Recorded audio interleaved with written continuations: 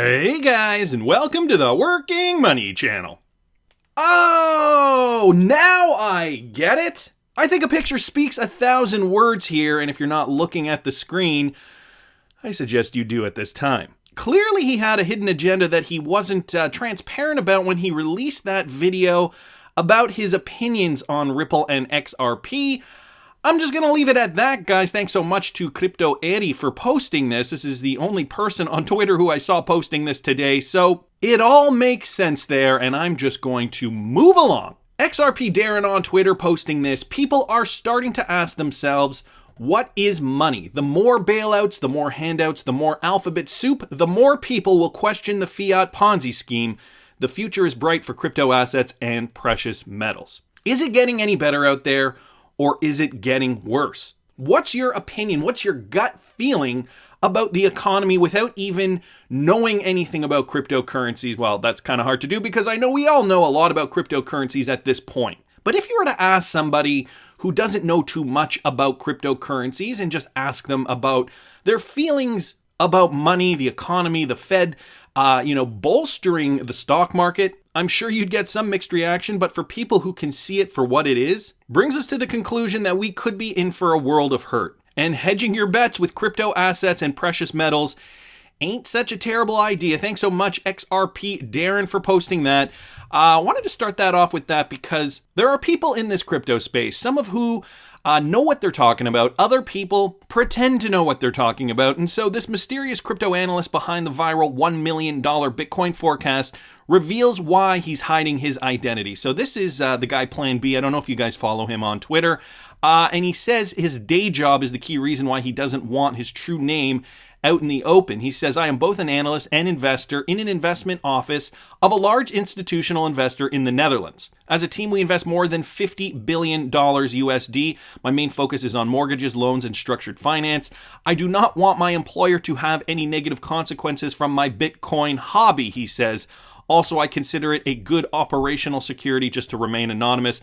Of course, Plan B quickly emerged as one of the most closely watched analysts in crypto last year. I don't know if you guys remember, he originally forecasted the $1 million Bitcoin by the year 2028. He was also the guy who introduced the idea of the stock-to-flow ratio for Bitcoin.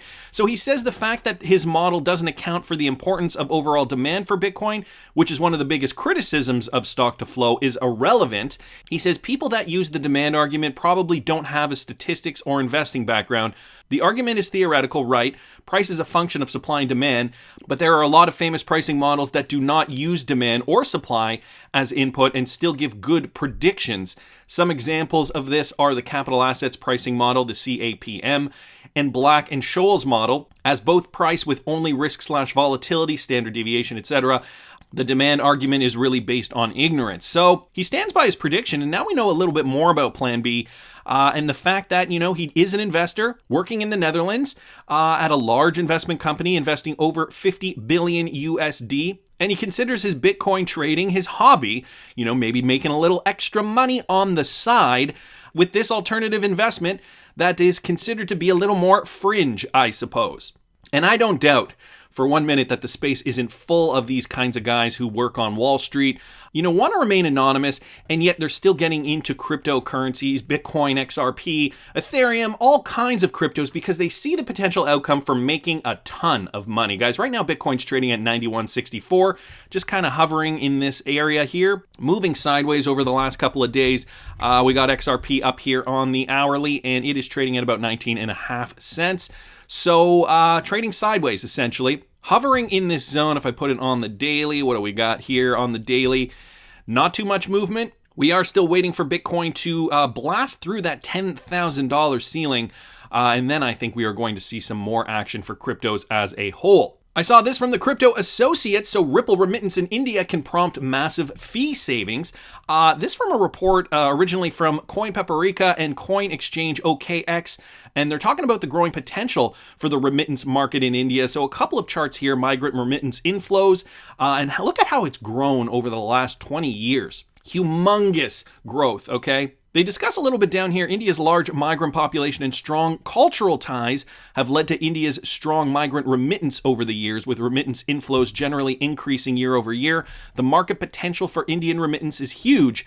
Furthermore, remittances in India are relatively more expensive despite the growing market. So because the market has grown, you would think more business for these banks that provide remittance as a service. You would think that ultimately their service fees would go down if volume is going up. They would be able to swallow those costs a little easier and make profits. Well, of course, the greedy just get greedier. So what is occurring is that the costs aren't in fact going down. The report notes that the country's remittance fees in 2019 topped $5.67 billion, with bank-based remittances averaging almost $10 per transfer. So cross-border remittances in India have room for improvement.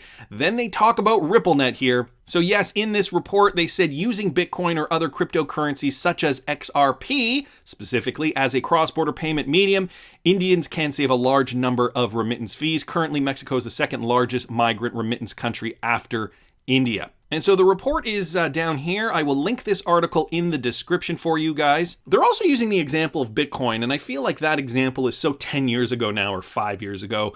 In these types of countries, when they are looking for alternatives to their regular fiat system, Bitcoin was the choice. And, even when the market's down, when it's depressed, when we're seeing a bear market, Bitcoin could also be a possibility for sending somebody money from wallet to wallet. I mean, you could still do it via XRP as well. But the problem with Bitcoin is that the transaction costs go up when there is more activity. So it actually isn't the most reliable cryptocurrency to do this with, as we all know. And hopefully, people around the world will realize this as well over time. Part of this is a matter of education, and part of it is just a matter of trial and error for some. Some people, they learn from their mistakes. They're not willing to listen to people who have already made the mistake. So they say to themselves, XRP, I don't know what that is. I'm just going to use Bitcoin. They do. They realize how much it costs to transfer. And then they think to themselves, what was that XRP thing again? I don't put people down who think that way. Sometimes people have to learn from their own mistakes to really get it through their head. And so the best we can do is educate people. The best we can do is explain to people what XRP is. And I'm sure you guys have done it in real life as well. Went to a friend or a family member, explain to them what XRP is, explain to them the potential for XRP. They get really, really excited. They say, sure, you know what? Maybe I'll invest a little in XRP. And then the market does this, goes all the way down. You may not have seen them in a few months, maybe a year. And when they see you next, they ask you, so what's going on with Ripple and XRP? Trust me, guys, I am asked that question all the time. Anyway, all I'm trying to say here is that time will heal all. Even if we don't see the real world utility right away, even if it'll take a few years, we know we're on the precipice of a Bitcoin bull run, which will bring the crypto market up as a whole. It has in the past, it will again in the future. Guys, I saw this from the Daily Hodl. Crypto traders track huge transfer of almost 120 million XRP. Is this a Ripple partner behind the curtain? So crypto traders are following a massive transfer, as I had said. This is from Whale Alert on Twitter, and it looks as though it is a Bitstamp to Bitstamp transfer. So they just activated both the sending and receiving accounts. The fact that the wallets were activated by Bitstamp does not necessarily mean the exchange owns the XRP. The company could have created the wallets for customers who bought or transferred XRP. So Bitstamp has, however, partnered with Ripple to be one of their ODL providers. And we've also noted that Bitstamp received almost 25 million XRP back in January from an unidentified wallet. And in March, Whale Alert reported that the company received an identical amount from a separate unknown wallet. So big transfers going through Bitstamp. I wouldn't doubt that some of these transfers could be OTC sales to big investors. Brad Garlinghouse mentioned before that Ripple themselves have ceased OTC sales. And he did make a point to say that big institutional investors were purchasing XRP from them, not necessarily exchanges, but these were institutional grade investors that they were selling XRP to over the counter. So it is, in my mind, a possibility that maybe these guys are calling up Ripple and saying, hey, I'd like to buy more XRP OTC. And Brad Garlinghouse telling them, hey, look, talk to some of our preferred exchanges. They might be able to hook you up. That is not out of the cards. It is interesting, though, to see this, to keep tabs on these things. Guys, I saw this from XRP Arcade. Ripple ODL partner exchange Bitstamp introduces GPB trading. So more news from Bitstamp here, posted by Leonidas from XRP Arcade, discussing the exchange and how there are different XRP fiat pairs, how they are a preferred provider for ODL. It gives you a little bit of info on that. Just skimming this, guys, because we know a lot of this stuff. Wanted to get down to this. Time for GBP. In an announcement on May 27th, Bitstamp announced that the pound sterling, the GBP, was coming to Bitstamp. So sterling, we're launching GBP trading with 0 fees for the first 3 months. Deposits and withdrawals open on Monday. And you can read more here, guys. I will link this article in the description if you want to click on this link in this tweet from Bitstamp. So they're rolling it out in stages. First, transfer-only mode GBP deposits and withdrawals open on June 1st. Post-only mode starting at 7 a.m. On June 3rd, you will be able to place and cancel limit orders, but they will not be matched. Therefore, no orders will actually be completed during this stage. Number 3, limit-only mode. And number 4, finally, full trading. So, again, I will link this article in the description. If you guys want more detail on this, but also this interesting question, with ODL bringing more volume to Bitstamp, it only makes sense that the exchange will soon start facilitating ODL for GBP as well. Some speculation there, but it is quite possible. We all know they are the preferred exchange for ODL, one of them at least. And we just heard recently that the euro is now a targeted corridor, and David Schwartz, when confronted why Ripple decided to go to the euro so quickly after Ripple had made it very clear that they wanted to focus on exotic corridors first, David Schwartz did say, "I didn't think it would make sense in corridors that are already so efficient, but so much customer demand has really put the fire under Ripple's butts and asked them to open up corridors in their jurisdiction." So could the GBP be next? It is certainly a logical next step. And so what's the next move for XRP? Is this guy really who he says he is, or are we just getting too excited about this? As you guys probably know, there is a new, what is presumed to be by some, a possible bearable guy Reddit that is a reversed Reddit. Now, this is not confirmed. Somebody sent me this yesterday, and so this tweet from GoldXRP at Bashy Crypto. Bearable Guy hasn't actually confirmed that he runs this Reddit, although this has been posted with Morse code. We decoded this, and ultimately, there are 2 green candlesticks. Some people actually saying, since it is the reverse Reddit, maybe he means 2 red candlesticks before we see some action. But I didn't want to get too far into this because, as we know from Bearable Guy's official Twitters, we haven't seen anything like this on the other Twitter accounts, the cross-reference for this, so my assumption is that it is probably not a real Bearable Guy account. Beware of imposters, folks. Gonna continue on here. Wrath of Kahneman on Twitter brings this up, so RippleNet Cloud is now a thing. Did you guys know about RippleNet Cloud? A specific product so significant that Ripple can deploy solutions for companies off-site now faster and cheaper. It implies a lot of trust and security with businesses to externalize their payments in the cloud like this with Ripple. So this is good news. He retweeted Ripple's original post with regards to this, and here's the article here, guys. Tapping the power of RippleNet Cloud, the world is being pushed towards a new paradigm where simple everyday tasks and functions often taken for granted are becoming increasingly cumbersome. This is partly due to the beer flu, but it's also a paradigm we're already familiar with. It's been on the horizon for years thanks to the continued technological advancements of our world. So ultimately what this sounds like is it's RippleNet with cloud-based infrastructure. Maintaining on-premises infrastructure is challenging, not to mention expensive when taking into account staffing, hardware, and maintenance, leading banks and financial institutions to move more slowly than other industries when rolling out new features and upgrades. With the expansion and maturation of cloud technology over the past decade, these firms are now faced with the option to either adopt more agile cloud technologies or be left behind by their competition. And Ripple is ultimately saying banks are no different. So how many of these banks will actually feel comfortable? So the first hurdle is, we use a cryptocurrency called XRP. Do you trust us? Now it is, we have a cloud service where we can do all this remotely for you guys. It might be an interesting idea for some companies.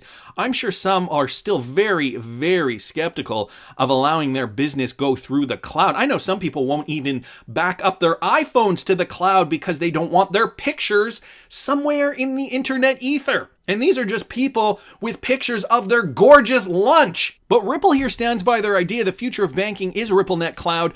With RippleNet Cloud, banks and financial institutions can maximize their business benefits with minimal effort and more flexibility. RippleNet Cloud allows customers to send and receive payments with one integration and a common Ripple partner object, an RPO, amongst all customers on RippleNet, meaning less friction and more standardization when customers are ready to scale. Boom! When customers are ready to scale, Ripple is there ready for them. So I Am Legion posted this with regards to this idea of the RC Cloud 2.0, Ripple's X-current implementation. So this was a document from a while ago from SBI Group. Thoroughly promote MoneyTap as an innovative service with high customer benefits for financial institutions.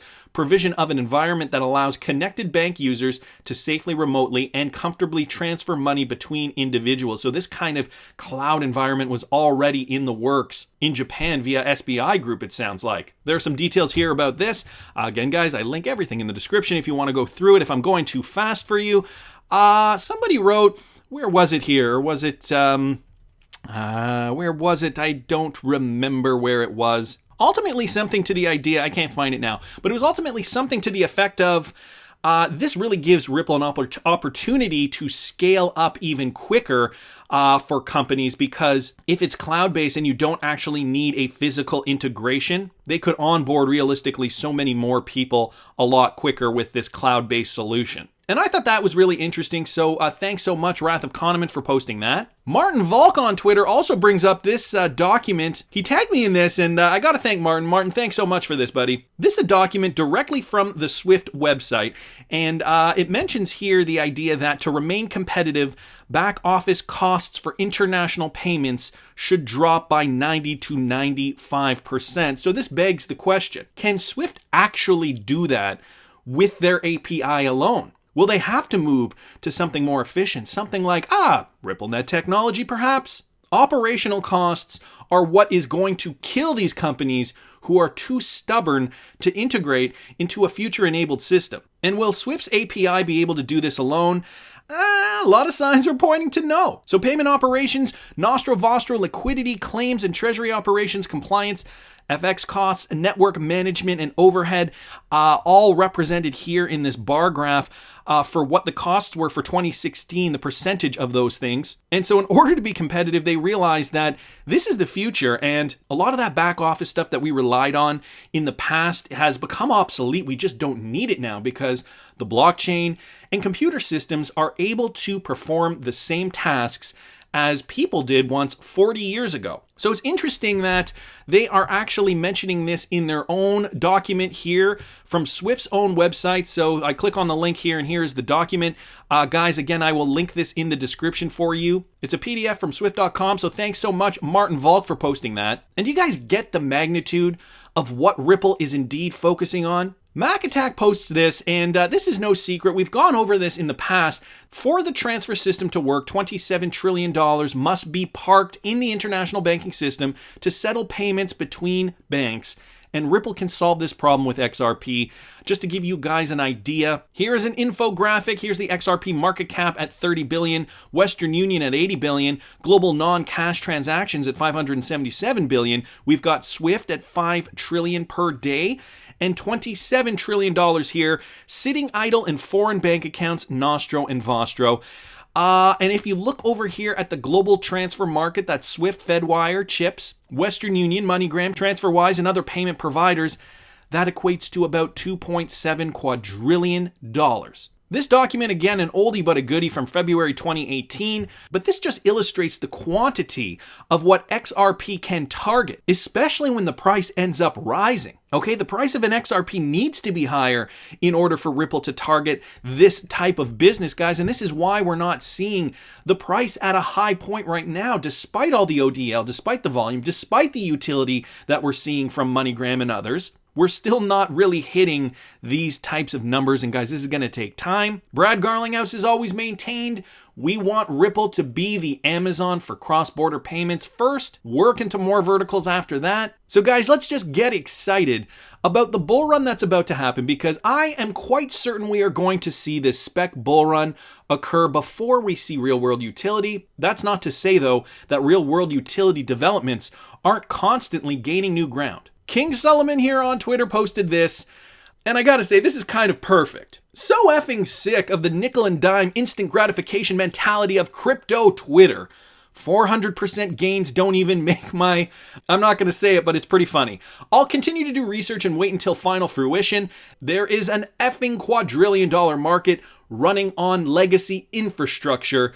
Do your own research. I mean, a 400% gain ain't bad. If you invested 100, 200 grand and made 400%, boy, it'd be hard to look the other way, but I get what King Solomon is saying here, guys. 400% is just the beginning. And what I feel like we're all here for, why we've been through this bear market for so long, is to ultimately reap the real rewards our investments will deliver in the next spec run. Remember to do your own research, guys, have a plan, and don't relinquish too much XRP all at once. Not financial advice, just my opinion, but I want to hear what you guys think. Please subscribe to the channel if you haven't already. Like the video if you like the content I'm providing. I always love hearing your comments. See you in the next one, guys.